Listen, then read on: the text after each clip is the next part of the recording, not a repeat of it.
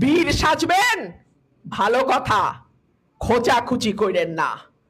খোঁচাখুচি করলে আমি আবার ছোট মাছ খাই না, বড় মাছ আমার খুব ভালো লাগে।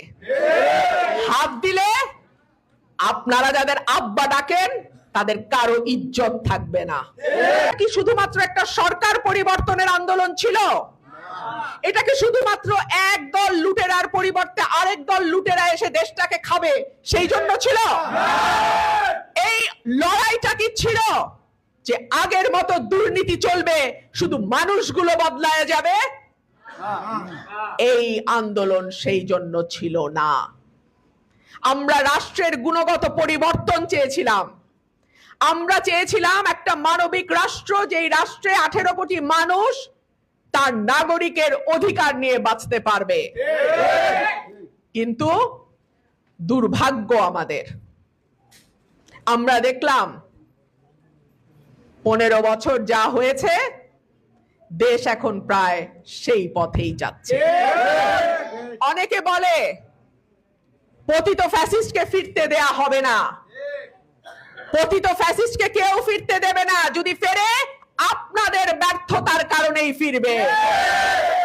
আপনারা যখন চাঁদাবাজি করেন, ধান্দাবাজি করেন, বালুর ব্যবসা করেন, আপনারা যখন সাধারণ মানুষের ব্যবসা প্রতিষ্ঠানে গিয়ে লুটপাট করেন, আপনারা যখন কিভাবে নির্বাচনে জালিয়াতি করে আরেকবার আরেক আসন আরেকটু জায়গা পাওয়া যায় সেই ধান্দা করেন, আপনারা যখন ক্ষমতার ভারসাম্যে আর বিশ্বাস করেন না, আপনারা যখন ভিন্ন মতকে দমন করার জন্য নোংরা পথ অবলম্বন করেন, ঠিক যেরকম শেখ হাসিনা সরকারের সময় হয়েছিল, তখন মনে রাখবেন আপনারাই কিন্তু সেই স্বৈরাচারকে বরণ করে নিয়ে আসবেন।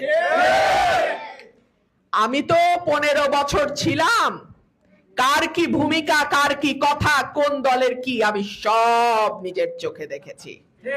এমনও মিটিং গেছে, বলা হয়েছে সরকারের বিরুদ্ধে কিছু বলার দরকার নাই, দরকার নাই, তারা এখন বিরাট বিপ্লবী সাজে।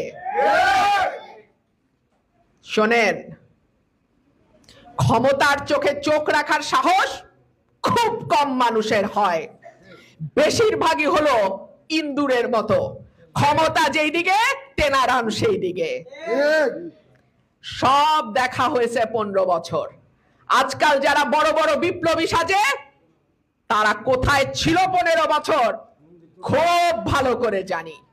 রাতের অন্ধকারে কার দলের সাথে কার দলের ব্যবসা হয়েছে, কোথায় কোন লেনদেন হয়েছে, কে শান্তি মতো কাজ করে এলাকায় ঘুমাইতে পারছে, কে আওয়ামী লীগের নেতাদের সঙ্গে হাত মিলায়া রাজনীতি করছে এবং মিটিং এর সময় বলছে থাক থাক আওয়ামী লীগের নাম নিয়ে কিছু বলার দরকার নাই, এইসব আমরাও খুব ভালো জানি। বীর সাজবেন ভালো কথা, খোঁচাখুচি করেন না। খোঁচাখুচি করলে আমি আবার ছোট মাছ খাই না, বড় মাছ আমার খুব ভালো লাগে। হাত দিলে আপনারা যাদের আব্বা ডাকেন তাদের কারো ইজ্জত থাকবে না। যাই হোক, সরাইল আশুগঞ্জের মানুষের কাছে আমার অনেক ঋণ। আমি আমার এই ঋণ পরিশোধের চেষ্টা করব। সরাইল আশুগঞ্জকে মডেল উপজেলা করবার যে ওয়াদা আমি করেছিলাম, সেই ওয়াদা পূরণে আমি সর্বোচ্চ চেষ্টা করব। আজকে এখানে সম্মানিত ইউনো মহোদয়, ওসি সাহেব উপস্থিত আছেন। আমি আপনাদের দৃষ্টি আকর্ষণ করছি, চর সোনারামপুরে বালুর ব্যবসা, এক দল গেছে আরেক দল খাচ্ছে, এবং কারা খাচ্ছে তাদের সবার ছবি, সবার নাম আশুগঞ্জের মানুষ জানে। আমি অনুরোধ করব, সরকারি দল সরকারি মত দেখবেন না। চোর চোরই সে যেই দলেরই হোক, বালুচোর বালুচোরই সে যেই দলেরই হোক, মাদক ব্যবসায়ী সে যেই দলেরই হোক, এইসব চোর লুটেরাদের কারণে দলগুলো ডোবে, দলের সাধারণ কর্মীরা শাস্তি ভোগ করে। আমি অনুরোধ করব, দলমত দেখবেন না, অপরাধী দেখবেন, অপরাধ দেখবেন, এবং আইনের শাসন না বলে কায়েম করবেন। সেই আইনের শাসন যেন নিজ নিজ এলাকা থেকেই কায়েম শুরু হয়। মামলা বাণিজ্য নিয়ে কথা এসছে। আমি নিজে আইনজীবী, 25 বছরের প্র্যাকটিস।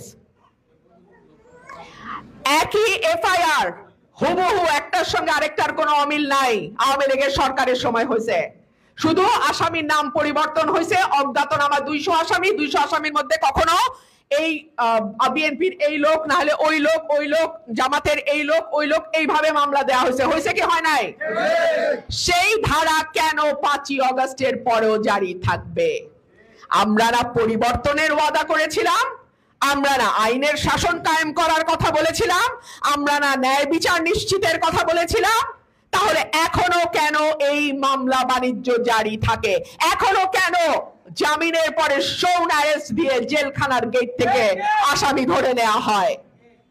আমি সবাইকে বলবো, 5ই অগস্ট সবার জন্যই শিক্ষা। কেউ কেউ বর্ডার পার হয়ে রক্ষা পেয়েছেন, আপনারা কোন বর্ডার পার হবেন চিন্তা করে দেখেন।